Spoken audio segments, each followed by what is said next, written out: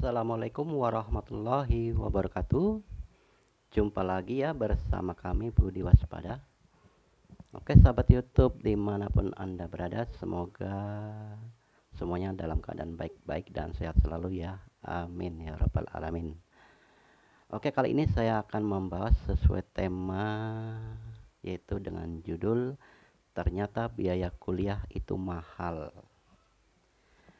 Kenapa saya memilih tema kuliah itu mahal, biaya kuliah itu mahal ya? Ini kali ini saya buat konten, yaitu bukan maunya saya sendiri ya, namun kemauan YouTube. Kenapa saya bilang kemauan YouTube? Karena saya sebelumnya pernah membuat judul ya, video, yaitu tentang biaya awal masuk kuliah ya. Nah, di situ saya buat video awal Desember, yaitu tanggal 5 Desember ya. Namun dalam 10 besar, yaitu selalu di deretan teratas ya, yaitu nomor 1 di 10 besar, selalu di deretan nomor 1. Ini ya, ini 10 besar, video teratas ya, video teratas selalu dalam urutan nomor 1. Ini 10 besarnya, dan 3 besarnya juga begitu ya. Jadi selalu trending, selalu berada dalam urutan teratas. 4 bulan yang lalu, artinya sudah 5 bulan ya, karena saya upload yaitu tanggal 5 Desember. Oke, ini karena mungkin banyak yang ngeklik ya, atau yang mencari, jadi penayangannya pun selalu ada hampir tiap hari gitu ya. Dan ini video saya ini yang judul biaya kuliah ya, biaya kuliah ini biaya kuliah awal masuk ya. Jadi mungkin baik orang tua atau mahasiswa sendiri ingin mencari bayangan berapa biaya kuliah, karena itu saya buat dan saya ulang ya, saya bahas, yaitu kenapa biaya kuliah itu mahal. Ya, ini di sini, ini judul yang saya maksud, biaya kuliah awal masuk sampai wisuda ya. Ini 4 bulan yang lalu, artinya sudah 5 bulan, karena sudah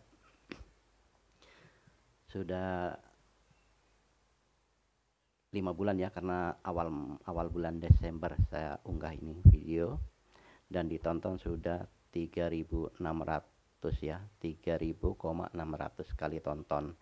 Sedangkan video-video yang lainnya itu hanya berkisar 100 atau 200 begitulah. Jadi inilah kenapa selalu trending, artinya selalu dalam urutan 10 besar dan 3 besar di video kami ini ya. Oke.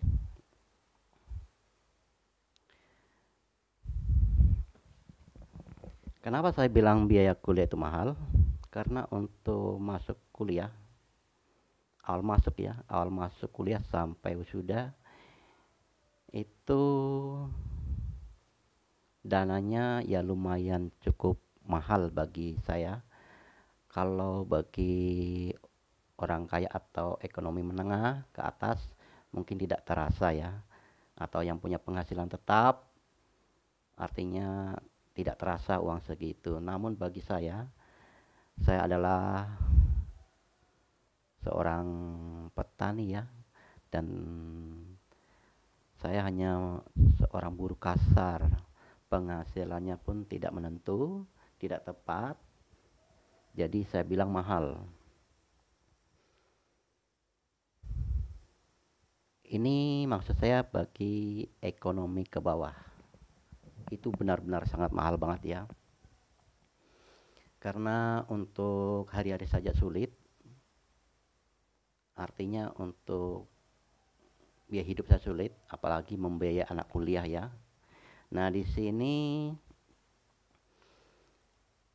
yang saya maksud penghasilan yang tiap harinya, yang tiap hari ya buruh kasar, artinya pada waktu itu saya itu penghasilan saya tiap harinya itu antara 25 ribu ya sampai 50 ribu.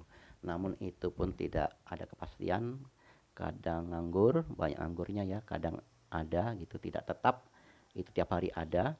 Jadi saya membayangkan itu apa bisa saya mau menguliakan anak, sementara cita-cita saya itu sangat pengen banget ya, artinya memutus rantai kemiskinan, artinya pengen anak-anak itu sukses, tidak mengalami kesusahan seperti kami ya, karena kami hanya, saya sendiri ya, hanya tamatan SD, tidak punya pendidikan yang diandalkan ya. Jadi pikiran saya di situ pengen banget anak-anak saya itu bisa sekolah tinggi. Maksudnya sekolah tinggi itu ya kuliah gitu maksudnya. Tapi saya berpikir apa yang mungkin ya seperti saya bisa menguliakan anak, itu yang terbenak dalam hati saya. Oke, untuk awal masuk kuliah sampai jadi sarjana itu harus itu ya, dananya ratusan juta ya, bahkan lebih ya, artinya 100 juta, 100,20 apa 30 juta itu dalam kategori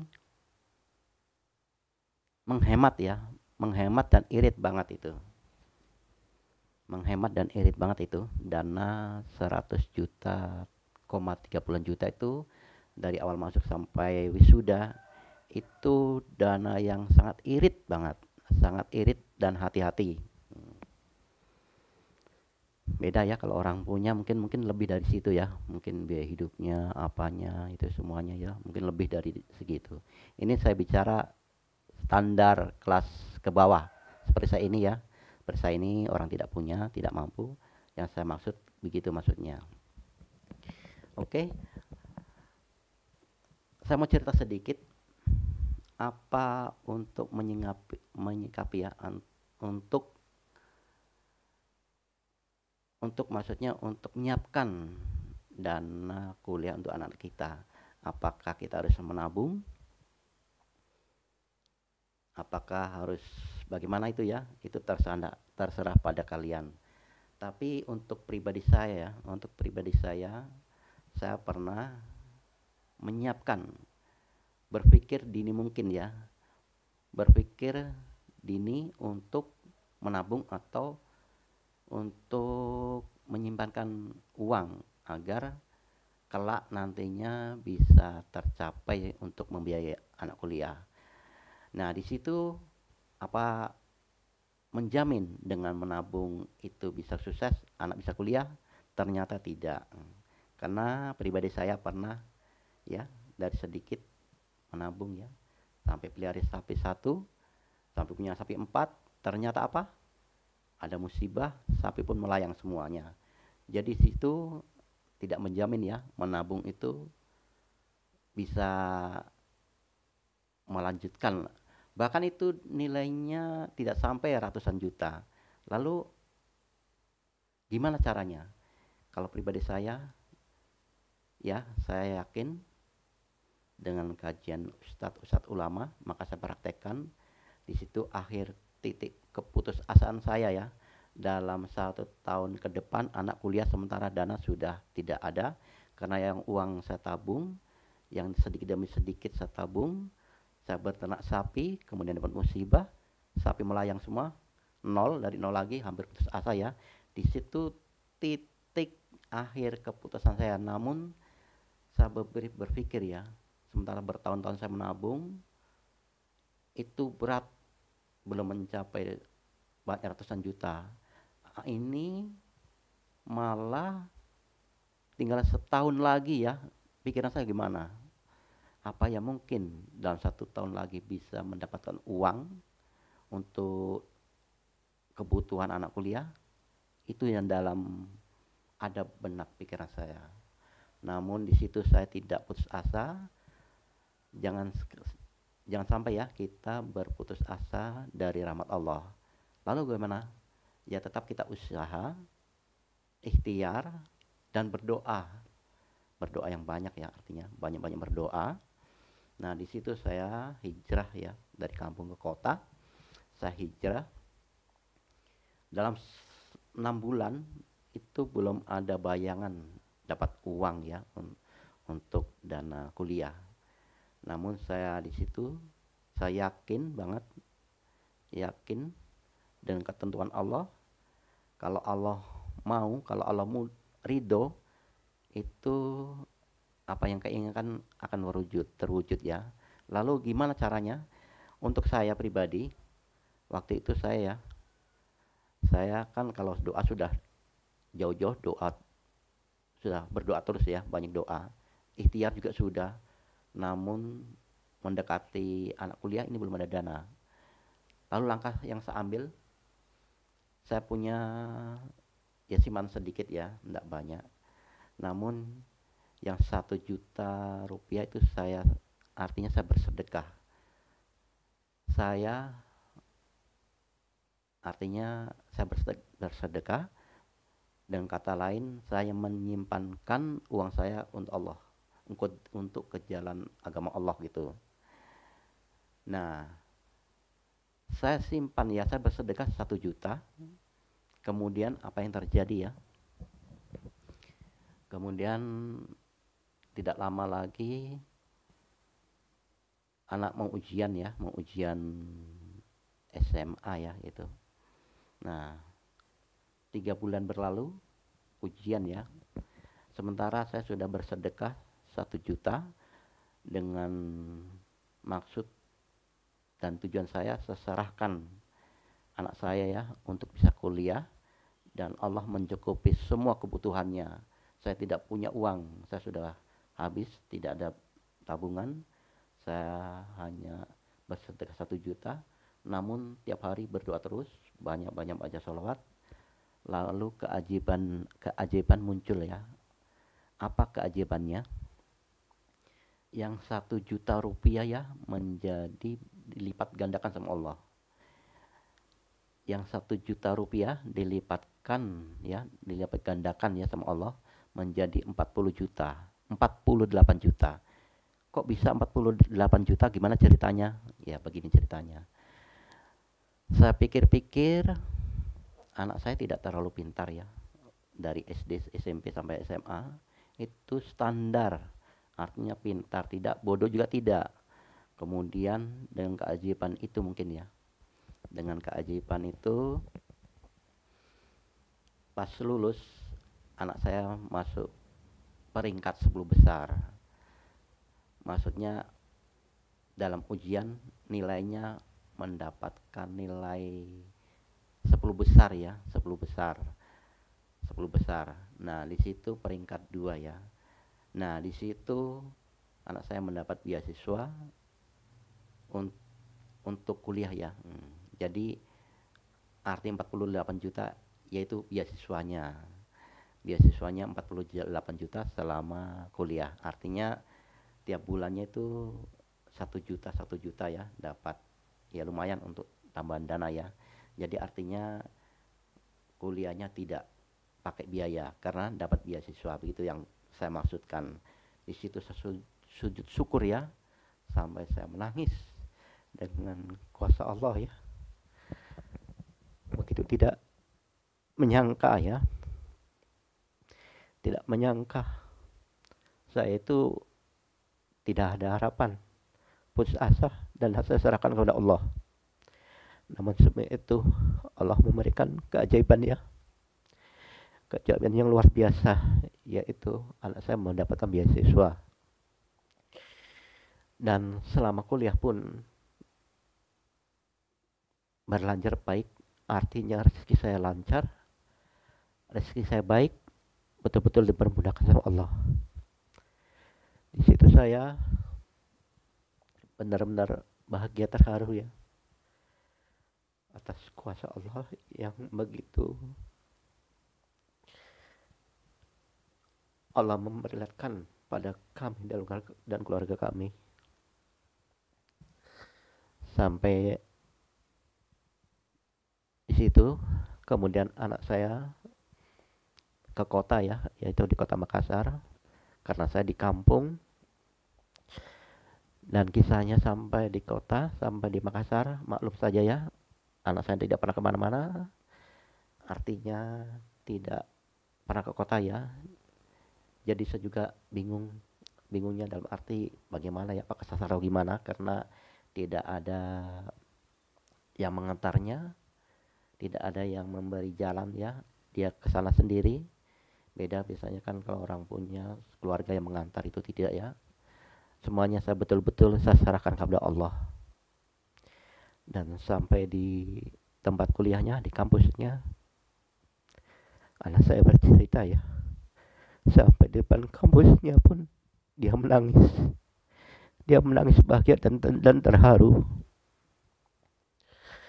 Karena di benaknya tidak mungkin dia bisa, kenapa bisa dia, artinya Allah memberikan kekuatan dan keajaiban ya. Dia benar-benar dapat kampusnya kuliah, yaitu kampus favorit yang sangat sulit orang bisa masuk ya. Untuk bisa lolos dan masuk mendaftar di kampus itu sangat sulit. Di situ anak saya menangis di depan kampus, bahagia dan terharu. Kemudian setelah itu mulai awal masuk kuliah sampai di wisuda, alhamdulillah ya,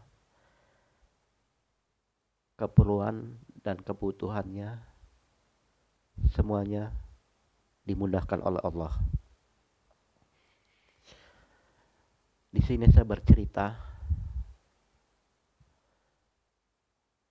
yang penting ya, kita niat besar. Pertama, masalah uang jangan dipikir dulu. Pertama kita niat besar dan harus banyak-banyak berdoa dan minta pada Allah.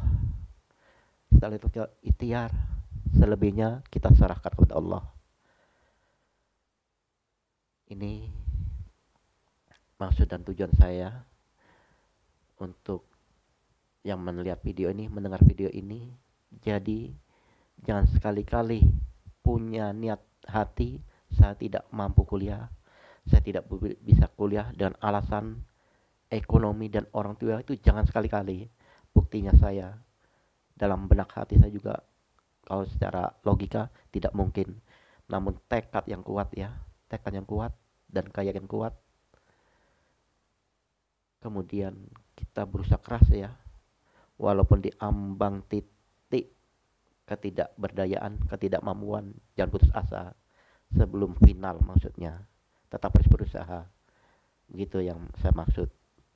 Jadi jangan sekali-kali kita putus asa sebelum berjuang, sebelum terjun, sebelum usaha.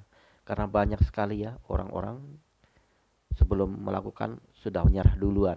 Yang dipikir nantinya gimana biaya hidupnya, nantinya biaya mana selanjutnya, nantinya jangan-jangan di pertengahan jalan putus. Itu memang banyak di pertengahan jalan putus, bahkan ada yang menjelang dekat-dekat wisuda putus, itu banyak memang. Itu harus kita perjuangkan dan harus kita benar-benar yakin sama Allah. Allah membantu kita. Bahkan